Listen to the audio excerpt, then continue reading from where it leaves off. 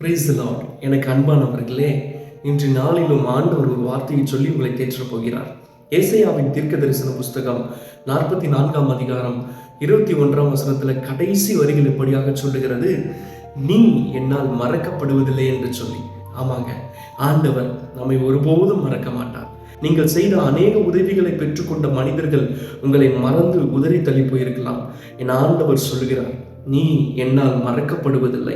நீங்கள் எவ்வித வனாந்திரமான வழிகளில் சென்றாலும் சரி, என் கர்த்தர் ஒருபோதும் உங்களை மறந்து போவதில்லைங்க. அவர் உங்களோடு எப்பொழுதும் இருக்கிற தேவனாயிருக்கிறார். அவர் உங்களை முற்றிலும் பாதுகாக்கிற தேவனாயிருக்கிறார்.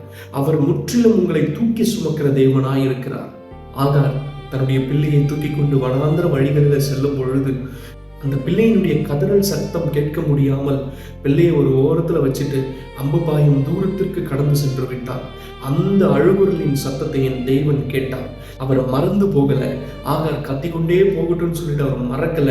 அவர் உங்கள் கூப்பிடுதலுக்கு பதில் தருகிற தேவன். இந்த நேரத்திலும் நீங்கள் அநேக பாரத்தோடு கலக்கத்தோடு நீங்க இருக்கலாம். என் கர்த்தருடைய வார்த்தை உங்களை தேற்றும்.